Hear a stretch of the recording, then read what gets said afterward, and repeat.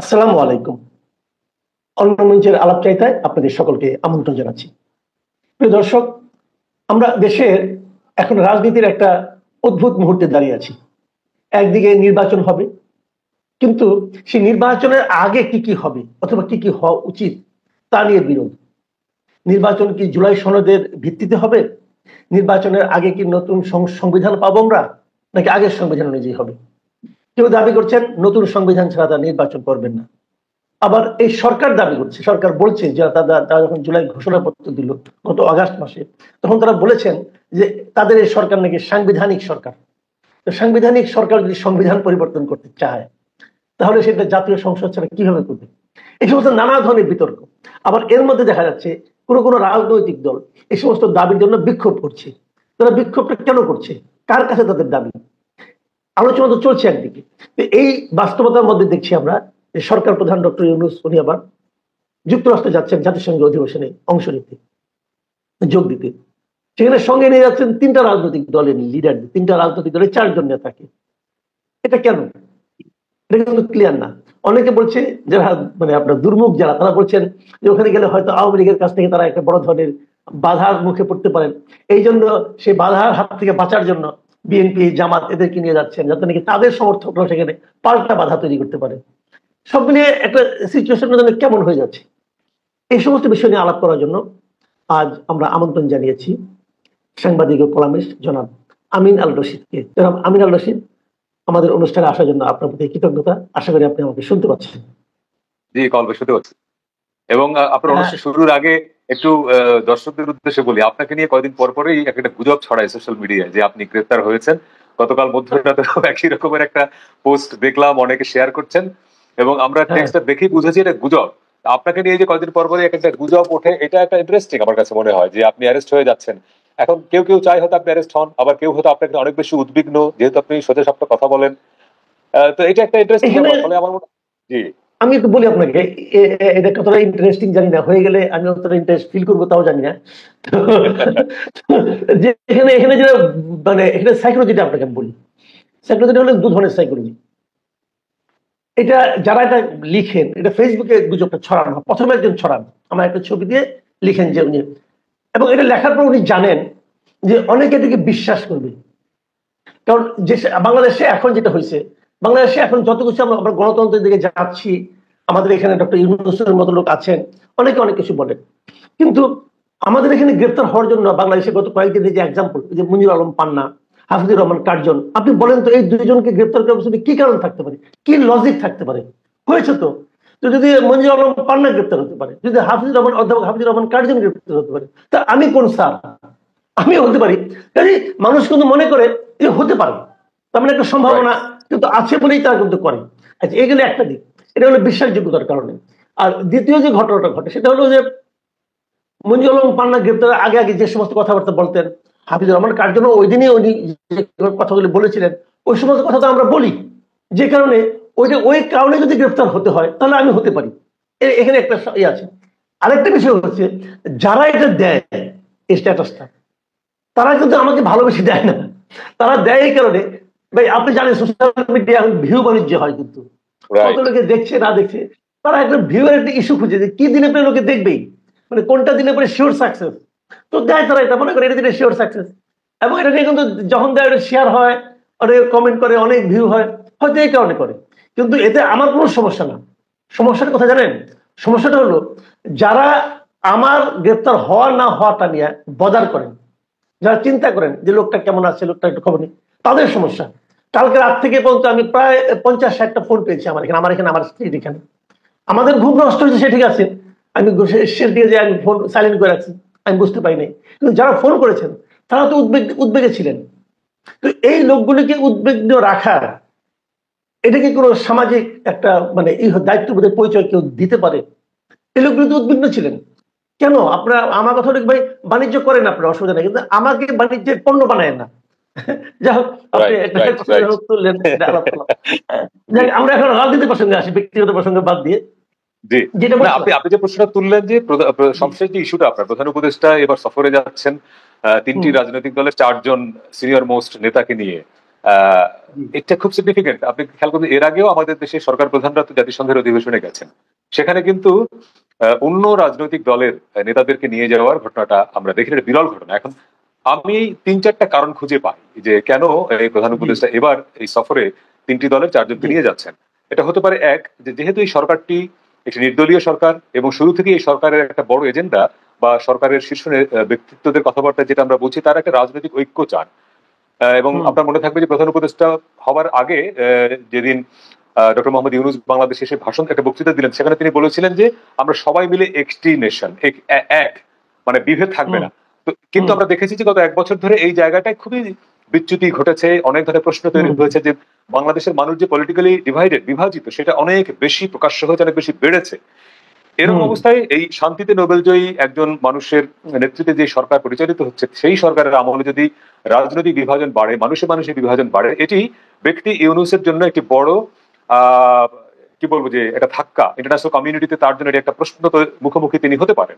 এটা হতে পারে এই যে আন্তর্জাতিক ফোরামে, জাতিসংঘের মধ্যে আন্তর্জাতিক ফোরামে তিনি এই মেসেজটা দিবেন ওনাদেরকে নিয়ে যে দেখো বাংলাদেশ এই মুহূর্তে সক্রিয় বা খুব অ্যাক্টিভ যে 3টি রাজনৈতিক দল, যদিও এই মুহূর্তে ইসলামী আন্দোলন বাংলাদেশ অনেক বেশি পাওয়ারফুল, কিন্তু যদি আপনি উপরের দিক থেকে হিসাব করেন যে বিএনপি, জামাত এবং এনসিপির হয়তো পার্টি ছোট আয়তনে নিবন্ধন পায় নাই, কিন্তু আমরা জানি এই পার্টির ক্ষমতার উৎস কি বা তারা কেন ইম্পর্টেন্ট, আমরা সেটা জানি।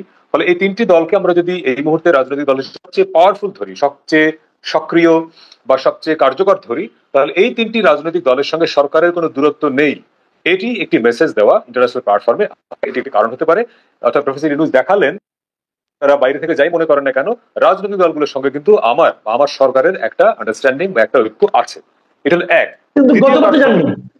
গতবার কেন যাচ্ছে, রাইট, এটা আরেক ভালো প্রশ্ন। গতবার কিন্তু সরকারের সঙ্গে বিএনপি বা অন্যান্য যে রাজনৈতিক দলগুলোর দূরত্ব এত বেশি দৃশ্যমান হয় নাই। যেমন ধরেন এই সরকার গঠিত হয়েছে বাংলাদেশের ক্রিয়াশীল অর্থাৎ ক্ষমতাচ্যুত আওয়ামী লীগ ছাড়া সকল দলের ঐকমত্যের ভিত্তিতে, কিন্তু আমরা দেখেছি যে গত 1 বছর ধরে সরকারের সঙ্গে সবচেয়ে বেশি দূরত্ব তৈরি হয়েছে নির্বাচন প্রশ্নে, সংস্কার প্রশ্নে বিএনপির। ফলে অন্য দলগুলোর সঙ্গে সরকারের ওই অর্থ দূরত্ব তৈরি হয়নি। সাম্প্রতিক সময়ে এনসিপির সঙ্গে কিছুটা দূরত্ব হয়েছে বলে আমরা দেখেছি। অর্থাৎ গত বছর সম্মেলনের সময় সরকারের সঙ্গে পলিটিক্যাল পার্টিগুলোর যে মানে ঐক্য ছিল, সেখানে কিছুটা বা অনেক ক্ষেত্রে ফাটল দৃশ্যমান হয়েছে। এটি একটি কারণ হতে পারে প্রফেসর ইউনূস দেখাচ্ছেন ইন্টারন্যাশনাল প্ল্যাটফর্মে যে তার সঙ্গে কোনো পলিটিক্যাল পার্টিগুলোর বিরোধ নেই, এক। দ্বিতীয় কারণ হতে পারে আপনি যেটা উল্লেখ করেছেন আপনার ভূমিকায়, যে আমরা সম্প্রতি দেখলাম যে মাহফুজ আলম তথ্য উপদেষ্টা লন্ডনে গিয়ে তার সফরের তিনি যদিও গাড়িতে ছিলেন না, কিন্তু তার বহরের একটি গাড়িতে হামলা হলো, ডিম ছুড়ে মারা হলো, স্থানীয় আওয়ামী লীগ সেখানে একটু মব ক্রিয়েট করার চেষ্টা করলো, তারা সেখানে বিশৃঙ্খলা তৈরি করলো, প্রতিবাদ জানানো, তাদের প্রতিবাদের ভাষা যদি আপনি এটাকে বলেন বা মব যে ভাষায় আপনি বলেন না কেন। এবং এর আগে আমেরিকায় কিন্তু মাহফুজের সঙ্গে একই ঘটনা ঘটেছিল। অর্থাৎ সরকারের প্রতিনিধিরা যেখানেই যাচ্ছেন সেখানেই স্থানীয় আওয়ামী লীগের লোকেরা জড়ো হয়ে একটা প্রোটেস্ট করছেন, তারা ডিম ছুড়ে মারছেন, অর্থাৎ তাদের সক্ষমতা অনুযায়ী প্রতিবাদ করছেন এবং আক্রমণ করার চেষ্টা করছেন। তো প্রফেসর ইউনূসও বা তার সরকারও হয়তো শঙ্কা করছে যে সবশেষ ঘটনা যেহেতু লন্ডনে ঘটলো, আমেরিকায় যেহেতু অনেক বড় বাঙালি কমিউনিটি, আমেরিকার আওয়ামী লীগ অনেক বেশি পাওয়ারফুল, হয়তো সরকারের মধ্যে একটা শঙ্কা আছে যে সেখানেও বোধ হয় এই সরকারের বিরুদ্ধে প্রোটেস্ট হবে, হয়তো জাতিসংঘ সদর দপ্তরের সামনেই প্রোটেস্ট হবে এবং এরকম ডিম ছুড়ে মারার ঘটনাও ঘটতে পারে। যদিও পররাষ্ট্র উপদেষ্টা কালকে ব্রিফিং এ বলেছেন যে আমেরিকা এরকম ঘটনা প্রতিহত করার জন্য নিউ ইয়র্ক পুলিশ প্রস্তুত থাকবে, এটা তিনি বলেছেন। অর্থাৎ সরকারের প্রস্তুতি আছে, সরকারের এই সংখ্যাটা আমেরিকা গভর্নমেন্ট জানে, এটা আমরা যেটা বুঝি।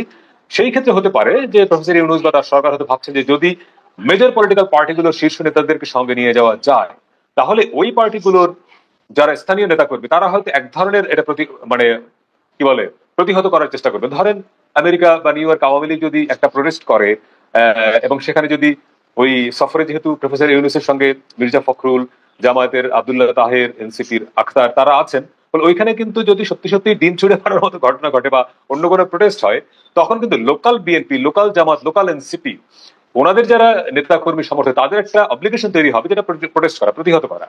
তখন কিন্তু আবার এখন সংখ্যাটা কি, সংখ্যাটা হলো যদি সত্যি আওয়ামী লীগ এরকম ঘটনা ঘটাতে চায় আর লোকাল বিএনপি, এনসিপি, জামাতের লোকেরা প্রোটেস্ট করতে যায়, তখন আবার সংঘর্ষ তৈরি হয় কিনা। কিন্তু সরকারের আপনারটা এই যাতে করে আওয়ামী লীগ যদি সত্যি এরকম কোন একটা ঘটনা ঘটানোর চেষ্টা করে, সেটা যাতে অন্যরা প্রতিহত করে। আমি এখানে একটা প্রশ্ন বলছি, এই যে আপনি কথাটা বলেন, আমিও বললাম যে ওরা গেলেন, আপনার কি মনে হয় যে পলিটিক্যালি রাজনৈতিক ভাবে আমরা চিন্তা করি যে ডক্টর ইউনূসের সঙ্গে যাওয়াটা কি রাজনৈতিক দল হিসাবে বিএনপির জন্য অথবা জাতীয় পার্টির জন্য এটা কি লাভজনক হলো? এইটা খুবই মানে চট করে উত্তর দেওয়া কঠিন। লাভজনক হলো কি না, এখন ধরেন আমি আপনার সাথে অনেকদিন আগে একটা কথা বলেছিলাম যে বাংলাদেশের পলিটিক্স সবকিছু বাংলাদেশের ভেতর থেকে নির্ধারিত হয় না। এইখানে আমেরিকা ফ্যাক্টর, এখানে লন্ডন ফ্যাক্টর, এখানে ভারত পাকিস্তান চায়না ফ্যাক্টর। ফলে এই সফরের সঙ্গে প্রফেসর ইউনূসের সঙ্গে যারা যাচ্ছেন তারা শুধুমাত্রই আমি যে দুটি কারণের কথা বললাম তার বাইরে অন্য কোনো কারণ নেই, তা তো আমরা জানি না। সেখানে কি কোনো ধরনের আমেরিকার সঙ্গে, আমেরিকা স্টেট ডিপার্টমেন্টের সঙ্গে বিএনপি জামাত এনসিপির সঙ্গে কি বৈঠক হবার, সাইড লাইনে বৈঠক হবার সম্ভাবনা আছে, যেখানে মধ্যস্থতা করবে আমেরিকা এবং একদিকে থাকলেন সরকার আর একদিকে থাকলেন সরকারের বাইরের দলগুলো, মাঝখানে আমেরিকা বা ইউএস স্টেট ডিপার্টমেন্ট থাকলো, এরকম একটা মিটিং অসম্ভব না। ফলে আমরা ঠিক জানি না যে কি কারণে সত্যি ওনারা যাচ্ছেন সরকার প্রধানের সঙ্গে। আর লাভ লসের বিষয়টা নির্ভর করবে এটা একান্তই প্রত্যেকটা পলিটিক্যাল পার্টি স্ট্র্যাটেজির উপরে। বিএনপি যাচ্ছে, বিএনপি এখানে প্রফেসর ইউনূসের সঙ্গে তার দলের দ্বিতীয় শীর্ষটা থেকে পাঠাচ্ছে, এটা তো পলিটিক্যাল ডিসিশন, এটা তো মির্জা ফখরুলের একক সিদ্ধান্ত না। তাহলে এই যে বিএনপি যাবে এবং যেতে যাবে বলে আমরা এখন পর্যন্ত ধরে নিচ্ছি, তাহলে এইটা তার লাভ লসের হিসেবে সে তো করেছে নিশ্চয়ই। জামাত এবং এনসিপি আপনি হয়তো ধরতে পারেন তারা কোনো না কোনো ভাবে সরকারের সঙ্গে হয়তো বেশি ঘনিষ্ঠ, তারা যেতে পারে। এখানে লাভ লসের প্রশ্নটা বিএনপির। তো বিএনপির লাভ লসের প্রশ্নটা ওই অর্থে যে একটা সরকার সঙ্গে দূরত্ব, বিএনপির এখন এজেন্ডাটা কি, বিএনপি কি চায়? বিএনপি চায় যত দ্রুত সম্ভব নির্বাচন, সেটা ডিসেম্বরে হলে তারা আরো খুশি হয়। তাহলে সরকারের সঙ্গে দূরত্ব তৈরি না করে, সংঘাত গিয়ে, অন্য পলিটিক্যাল পার্টিগুলোর সঙ্গে ক্লাসে না গিয়ে যদি দ্রুত নির্বাচনটি আদায় করে নেওয়া যায়, এটি হচ্ছে বিএনপির প্রথম এজেন্ডা, আমি যেটা বুঝি। তো সেই ক্ষেত্রে সরকারের সঙ্গে দূরত্ব তৈরি না হোক এবং সেটা যদি সরকারের সঙ্গে সফর সঙ্গী হয়ে হোক, আমেরিকায় গিয়ে যদি একটা বৈঠক হয় সেভাবে হোক। আবার এই আমেরিকা সফরে অন্য কেউ, থার্ড কোনো কান্ট্রির প্রতিনিধিও মাঝখানে থেকে একটা বৈঠক করবেন কিনা তাও তো আমরা জানি না, এগুলো সবই হাইড থাকে। রাজনীতির খুব অল্প কিছুই আমরা দেখি, অনেক কিছুই দেখি না। আপনার লেখক মহিউদ্দিন আহমদ উনি অনেকদিন আগে একটা ফেসবুকে পোস্ট দিয়েছিলেন সম্ভবত এরকম, যে দুটি পক্ষ বা দুটি দল বৈঠক করার পরে প্রেস কনফারেন্সে যা বলে তার বাইরে কি না বলে সেটি হচ্ছে গুরুত্বপূর্ণ। অর্থাৎ আপনি কতটুকু বললেন তার চেয়ে ইম্পর্টেন্ট হচ্ছে আপনি কতটুকু বললেন না। ফলে এই সফরে ওনারা যাচ্ছেন, এটি আমরা দেখছি দৃশ্যত, 4 জন নেতা যাচ্ছেন, জাতিসংঘ সফরে যাচ্ছেন, এটি হচ্ছে দৃশ্যত আমরা দেখছি, কিন্তু আমরা দেখছি না, আমরা এখন পর্যন্ত জানছি না যে আসলে কি কারণে যাচ্ছেন। ওখানে কি সত্যি একটা পলিটিক্যাল বৈঠক হবে, আগামী নির্বাচন, সেখানে একটা এজেন্ডা থাকবে এবং আমেরিকা একটা সিগনিফিকেন্ট, ধরেন এখন যে সরকারটি ক্ষমতায় আছে সেই সরকারটি আসার পেছনে আমেরিকার একটা রোলের কথা সবাই জানে। ফলে আমেরিকায় যেহেতু হচ্ছে এই জাতিসংঘের বৈঠকটি, সম্মেলনটি, সেখানে আমেরিকায় যাচ্ছেন এই 3টি রাজনৈতিক দলের 4জন শীর্ষ নেতা। ফলে এইখানে হাইডেন কিছু বিষয় থাকতে পারে যেটা আমরা এখন পর্যন্ত জানি না। জি, আচ্ছা, আমি এখন অন্য প্রসঙ্গে আসছি, এটি শেষ প্রসঙ্গ, লম্বা আলাপ করতে চাই না কারণ মানুষের ধৈর্যের ব্যাপার আছে একটা। এইটা যে প্রসঙ্গটা আছে হলো যে আপনি জেনেছেন যে 3টা ইসলামপন্থী দল, মানে ইসলাম নামধারী দল, তারা 5 দফা দাবিতে একটা আন্দোলন শুরু করতে যাচ্ছে, বিক্ষোভ মিছিল করবে। আমার প্রশ্ন কয়েকটা এখানে। 1 নম্বর প্রশ্ন হলো যে এই 5টার মধ্যে আসলে কয়টা দাবি আসলে পালনযোগ্য? যেমন আপনার জুলাই সনদের ভিত্তিতে নির্বাচন চাচ্ছে তারা, তারপরে আরেকটা চাচ্ছে যে পিয়ার পদ্ধতি চাচ্ছে, আরেকটা চাচ্ছে যে আপনার জামাতকে জাতীয় পার্টি এবং 14 দলের অন্যান্য দলগুলিকে নিষিদ্ধ করতে হবে। আমি মোটামুটি মোটা দাগে 3টা কথা বললাম, বাকি থাক। এটা কি আসলে এখন এই মুহূর্তে করার সম্ভাবনা আছে কিনা, অথবা প্র্যাকটিক্যালি পসিবল কিনা? আর দ্বিতীয় প্রশ্নটা হলো, আমি দ্বিতীয়টা একবারে করে দিই। দ্বিতীয় প্রশ্নটা হচ্ছে যে এই দাবিটা তারা কার কাছে করতেছে, কেন বিক্ষোভ করতেছে, বিক্ষোভের মাধ্যমে তারা কার সঙ্গে, যদি সরকারের কাছে হয় অথবা বিএনপির সঙ্গে হয়, তারা তো একসঙ্গে আবার আমেরিকায় যাচ্ছে এই দলগুলি। হ্যাঁ, তাদের মধ্যে খায় খাতির আছে। এই খাতিরের মধ্যে তারা বিক্ষোভ করে মাঝখানে জনগণকে কেন টায়ার্ড করতেছে? কারণ বিক্ষোভ হলে, মিছিল হলে জনগণ তো মানে আপনার টায়ার্ড হবে, জনগণ তো ক্ষতিগ্রস্ত হবে। তাহলে আপনারা শেষ করে ফেলান, যেখানে একদিকে আপনারা আলোচনা করছেন, আপনারা প্রতিদিনই বসতেছেন আলোচনা ঐক্যমত্য কমিশনের সঙ্গে, সরকার প্রধানের সঙ্গে আপনি বিদেশ যাচ্ছেন, তাহলে ওই বিদেশ যেতে প্লেনে বসে বসে আবার শেষ করে ফেলান। আমাদেরকে কেন বিরক্ত করতেছেন, এর কারণটা কি? না, খুবই পরিষ্কার যে যেই বিষয় নিয়ে আলোচনা চলছে ঐকমত্য কমিশনের সঙ্গে, সেই বিষয় নিয়ে আন্দোলনে যাবার এই যে ঘোষণা দেয়াটাই এক ধরনের মানে অরাজনৈতিক সুলভ মানে আচরণ, এটা আমি মনে করি নাগরিক হিসেবে। এবং গত 1 বছরে আমরা দেখলাম যে রাজধানী সহ সারা দেশে আন্দোলনের নামে, বিভিন্ন দাবি দেওয়ার নামে যেভাবে জনবিশৃঙ্খলা, জনদুর্ভোগ তৈরি করা হচ্ছে, সেগুলো সরকার একটাও কার্যত মানে প্রতিহত করতে পেরেছে কি? ধরেন নাগরিক দুর্ভোগ চরমে পৌঁছার পরে পুলিশ অ্যাকশন নিয়েছে, আবার পুলিশ বেশি অ্যাকশন নিলে আবার সমালোচিত হবে, বলবে যে এই দেখো হাসিনার আমলের পুলিশের মতো পুলিশ আচরণ করছে। সরকারের একটা গ্যাড়া কল এখানে। কিন্তু কথা হচ্ছে যে এই যে বিভিন্ন পক্ষ নেমে যাচ্ছে কেন, নেমে যেতে পারছে কেন? সরকার শুরুতেই যদি একটা স্টেটমেন্ট দিয়ে দিত যে আপনারা যেসব দাবি দেওয়া নিয়ে রাস্তায় নামছেন এগুলো পূরণ করার এখতিয়ার আমাদের নাই, রাজনৈতিক সরকার আসলে তাদের কাছে দাবি দেওয়া করে। সরকার এখন পর্যন্ত এই কথাটা বলে নাই। সরকার নিজে মনে করে যে তারা রাজনৈতিক সরকারের মতোই তারা সব করতে পারে। এটা তাদের স্ট্র্যাটেজিক্যাল ভুল। তারা শুরুতে বলে দিত যে আমরা কোনো দাবি দেওয়া শুনবো না, কারণ আমরা আসছি ইন্টারিম পিরিয়ডের জন্য, নির্বাচন দিয়ে কিছু সংস্কার করে আমরা চলে যাব, পলিটিক্যাল সরকার এসে এটা সলভ করবে। এটা একটা দিক। দ্বিতীয় দিক হলো যে জুলাই সনদের আলোকে জাতীয় নির্বাচন করা এইটা কঠিন না, আমি বলি এটা অসম্ভব। দুটি কারণে। নাম্বার ওয়ান, এই সনদের মধ্যে একটা ধারা আছে সম্ভবত 52 নম্বর পয়েন্টে, যে জাতীয় সংসদ এখন এক কক্ষ বিশিষ্ট, দ্বিকক্ষ বিশিষ্ট করা হবে। এখন আপনি যদি এক কক্ষ বিশিষ্ট সংসদকে দ্বিকক্ষ করতে চান, এটা রাষ্ট্রের মৌলিক পরিবর্তন। এটি আপনি কি করে করবেন? রাষ্ট্রের মৌলিক পরিবর্তন সাংবিধানিক মানে সংবিধান ছাড়া শুধুমাত্র রাষ্ট্রপতির অধ্যাদেশ দিয়ে করা এই অ্যাবসার্ড, এটা হয় না। পৃথিবীর কোনো দেশে এরকম ইনস্ট্যান্ট আছে বলে আমার মনে হয় না। তাহলে আপনি যদি দ্বিকক্ষ বিশিষ্ট সংসদ করতে চান, এবং সেটা তো জুলাই সনদে আছে, তাহলে জুলাই সনদের আলোকে, অর্থাৎ জামাত খুব অ্যাগ্রেসিভলি বলছে জুলাই সনদের আলোকে নির্বাচন হতে হবে। তাহলে জুলাই সনদের আলোকে, তাহলে জুলাই সনদের যতগুলো 84টা পয়েন্ট আছে, তাহলে 84টা পয়েন্ট বাস্তবায়ন করে ইলেকশন করতে হবে। এটা কি করে করবেন? আপনি তো ওই একটা জায়গায় তো আটকে যাবেন। আপনি কি করে দ্বিকক্ষ সংসদ এই অধ্যাদেশ জারি করে করবেন? এটা তো হয় না, এক। দ্বিতীয়ত, এই সনদের সবচেয়ে ভয়ঙ্কর যে ধারাটি আছে অঙ্গীকার 2-এ, এখানে 3টি অঙ্গীকার আছে, আপনি দেখবেন আপনার শেষে 2 নম্বর অঙ্গীকারে বলা আছে যে বাংলাদেশের প্রচলিত আইন, সংবিধানে যা কিছুই বলা হোক না কেন, জুলাই সনদ সেখানে অগ্রাধিকার পাবে। এটা পৃথিবীর ইতিহাসে এটা নাই। একটা রাষ্ট্রের সংবিধান হচ্ছে তার সর্বোচ্চ আইন, সংবিধানের উপর কিচ্ছু থাকতে পারে না। ইভেন কোন আইন যদি সরকার, ধরেন সরকার কোন একটা আইন করলো খুব জনবান্ধব আইন, কিন্তু সংবিধানে কোনো ধারার সঙ্গে সাংঘর্ষিক হলে সেই আইন বাতিল হয়ে যাবে অটোমেটিক। অর্থাৎ সুপ্রিম কোর্ট, যারা আপনার সংবিধানের অভিভাবক, তারা বাতিল করে দিতে পারে। তো সংবিধানের উপরে কোনো আইন থাকে না। সেখানে আপনি একটা জুলাই চার্টার সনদ, এটা রাজনৈতিক অঙ্গীকার, কিছু রাজনৈতিক দল মিলে একটা এগ্রিমেন্ট স্বাক্ষর করেছে, আপনি সেটাকে স্থান দিচ্ছেন জুলাই সনদের উপরে। এইটা একটা অদ্ভুত আইডিয়া, এটা হয় না, পৃথিবীর ইতিহাসে এটা নাই। তো ফলে এরকম একটা ত্রুটিপূর্ণ সনদ, এবং আপনি এই যে কিছু রাষ্ট্রের মৌলিক পরিবর্তন করতে হবে বলা আছে যে সনদের মধ্যে, সেটি বাস্তবায়ন করে আপনি ইলেকশন কি করে করবেন?